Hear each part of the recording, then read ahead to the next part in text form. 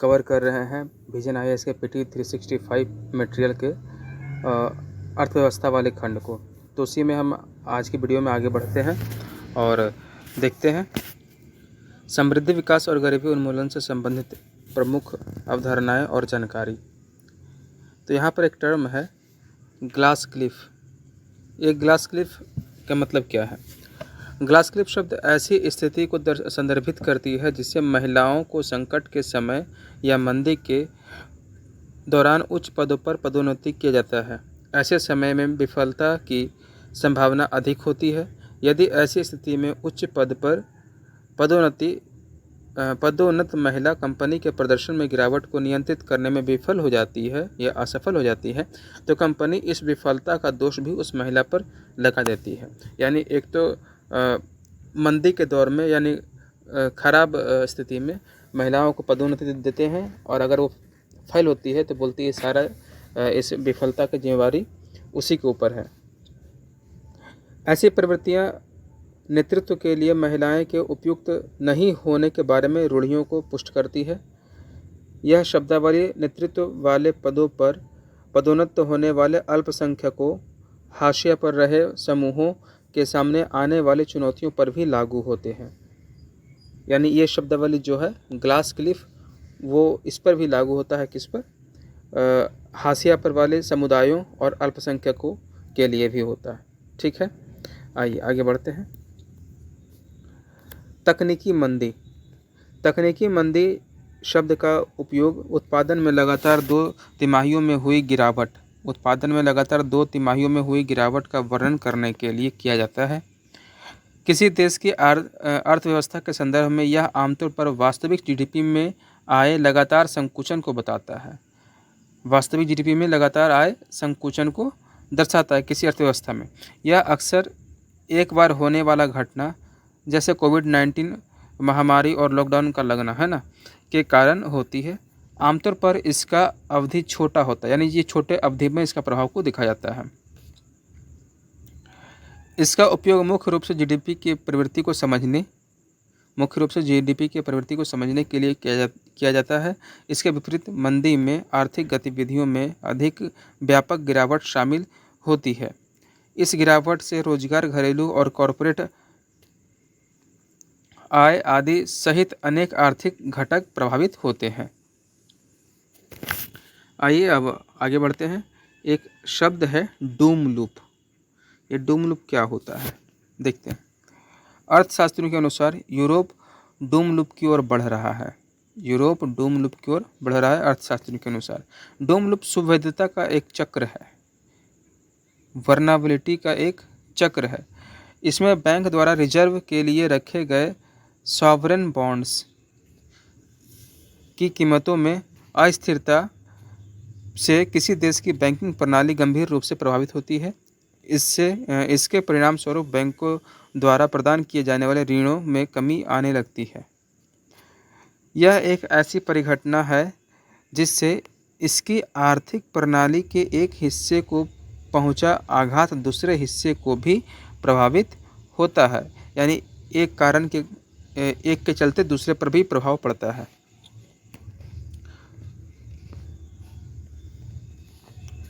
आगे देखते हैं रचनात्मक अर्थव्यवस्था।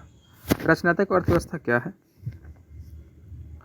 संयुक्त राष्ट्र व्यापार और विकास सम्मेलन यानी अंकटाड के अनुसार रचनात्मक अर्थव्यवस्था की एक उभरती हुई अवधारणा है। यह इमेज, ध्वनियों, पाठों और प्रतीकों के प्रभुत्व वाले समकालीन विश्व में रचनात्मकता, संस्कृति, अर्थशास्त्र तथा प्रौद्योगिकी के बीच समन्वय से संबंधित है।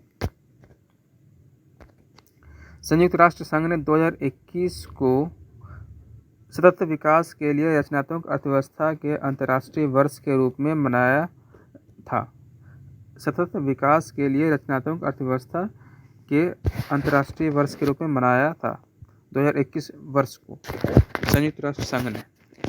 भारत की रचनात्मक अर्थव्यवस्था में कला और साहित्य, ऑडियो और वीडियो कला, डिज़ाइन आदि शामिल है। वर्ष 2019 में इसने भारत के निर्यात में $121 बिलियन मूल्य की वस्तुओं और सेवाओं को निर्यात के रूप में योगदान दिया था। यानी 2019 में भारत के निर्यात में 121 बिलियन डॉलर का शेयर रहा है रचनात्मक अर्थव्यवस्था का। अब आगे बढ़ते हैं और देखते हैं ट्विन सिटी। ये ट्विन सिटी क्या है? हाल ही में प्रधानमंत्री ने bulk drug park, twin city development आदि सहित कई परियोजनाओं की आधारशिला रखी। TCD यानी ट्विन सिटी डेवलपमेंट में मौजूदा शहरों का रूपांतरण और सैटेलाइट थीम टाउनशिप की नई शैली को विकसित करना शामिल है। ये टाउनशिप सुरक्षित, कुशल और स्वच्छ और हरित तथा जीवन की उच्च गुणवत्ता प्रदान करेंगे। इसके अंतर्गत शहर एक दूसरे के बहुत निकट होंगे। साथ ही ये शहर आर्थिक, कार्यात्मक और शहरी बुनियादी ढांचे के ज़रूरतों पर परस्पर निर्भर होंगे। आगे बढ़ते हैं। अर्बन 20 क्या है? भारत के G20 अध्यक्षता के तहत आवासन और शहरी कार्य मंत्रालय U20 कार्यक्रम आयोजित कर रहा है। भारत की G20 अध्यक्षता के तहत आवासन और शहरी कार्य मंत्रालय U20 कार्यक्रम आयोजित कर रहा है। G20 में शामिल देशों के शहरों को जलवायु परिवर्तन, सामाजिक समावेशन आदि सहित शहरी विकास के अलग अलग महत्वपूर्ण मुद्दों पर चर्चा करने तथा सामूहिक समाधान प्रस्तावित करने के लिए एक मंच प्रदान करता है। यह राष्ट्रीय और स्थानीय सरकारों के बीच लाभकारी संवाद को सुगम बनाता है तथा यह G20 एजेंडे में शहरी विकास के मुद्दों के महत्व को बढ़ावा देने में भी मदद करता है। ट्विन ट्रांजिशन क्या है? ट्विन ट्रांजिशन दृष्टिकोण के अनुसार सतत विकास लक्ष्यों का समर्थन करने के लिए प्रौद्योगिकी और डाटा हेतु एक विशाल व व्यापक अवसर मौजूद है। इस अवसर का अभी तक उपयोग नहीं किया गया है। ट्विन ट्रांजिशन दृष्टिकोण को अपनाने की आवश्यकता चौथी औद्योगिक क्रांति या उद्योग 4.0 की पृष्ठभूमि में उत्पन्न हुई है। यह दृष्टिकोण डिजिटल और संधारणीयता को अलग अलग नहीं करता। इसके बजाय यह दक्षता और उत्पादकता के मामले में बड़े लाभों के अवसर प्रकट करने के लिए उन्हें आपस में जोड़ता है। दक्षता और उत्पादकता के मामले में बड़े लाभों के अवसर प्रकट करने के लिए उन्हें आपस में जोड़ता है। इस दृष्टिकोण को अपनाकर नेतृत्वकर्ता अपने संगठनों को भविष्य में भी संचालनीय बनाए रखने के लिए डिजिटल और संधारणीय एजेंडों को एक साथ ला सकते हैं। आगे बढ़ते हैं। Cost of living index. Economist intelligence unit EIU ने वैश्विक स्तर पर कॉस्ट ऑफ लिविंग इंडेक्स 2022 जारी किया है। कॉस्ट ऑफ लिविंग इंडेक्स, इसके तहत विश्व के 172 शहरों में 200 से अधिक वस्तुओं और सेवाओं की कीमतों की तुलना की जाती है। इस सूची में दुनिया के सबसे महंगे शहर के रूप में न्यूयॉर्क पहले स्थान पर है। इसके बाद सिंगापुर का स्थान है। EIU यानी economist intelligence unit the economist group का अनुसंधान और विश्लेषण प्रभाग है। The economist group the economist newspaper की सहयोगी कंपनी है। EIU का गठन 1946 ईस्वी में हुआ था। विकसित देश बनाने के लिए 5 प्रण। विकसित देश बनाने के लिए 5 प्रण क्या है भारत का? प्रधानमंत्री ने स्वतंत्रता दिवस के अवसर पर भारतीयों से आगामी 25 वर्षों में भारत को एक विकसित देश बनाने के लिए 5 प्रण को अपनाने का आह्वान किया था। संयुक्त राष्ट्र ने दुनिया भर के देशों को 3 व्यापक श्रेणियों में वर्गीकृत किया है। कौन कौन सा? विकसित अर्थव्यवस्था, संक्रमणशील अर्थव्यवस्था और विकासशील अर्थव्यवस्थाएं।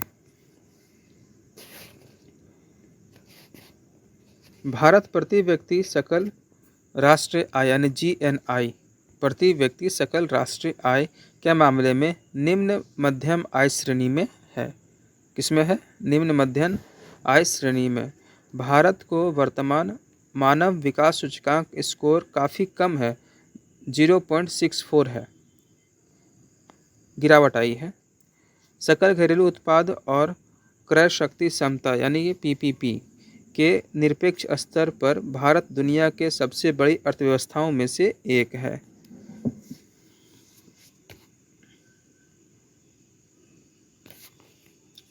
Financial intermediary fund, financial intermediary fund यानी FIF महामारी की रोकथाम तैयारी और प्रतिक्रिया PPR महामारी की रोकथाम तैयारी और प्रतिक्रिया के लिए अंतर्राष्ट्रीय स्तर पर एक नया फाइनेंशियल इंटरमीडिएटरी फंड स्थापित किया गया है। इसमें भारत सहित कई देशों की वित्तीय प्रतिबद्धताएं शामिल हैं। इसकी मेज़बानी विश्व बैंक द्वारा विश्व स्वास्थ्य संगठन WHO की तकनीकी सहायता से की जाएगी। विश्व बैंक द्वारा विश्व स्वास्थ्य संगठन की तकनीकी सहायता से की जाएगी। FIF निम्नलिखित कार्य करेगा।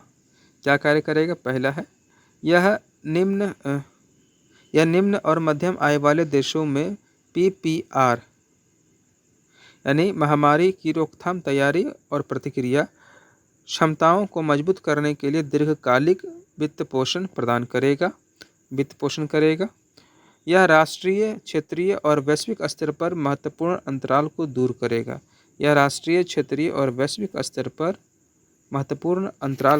करेगा। FIF पशुजन्य यानी जूनोटिक रोग निगरानी, प्रयोगशालाओं, आपातकालीन संचार, महत्वपूर्ण स्वास्थ्य कार्यबल क्षमता आदि जैसे क्षेत्रों में PPR क्षमता को मजबूत करने में मदद करेगा। महामारी की रोकथाम तैयारी और प्रतिक्रिया।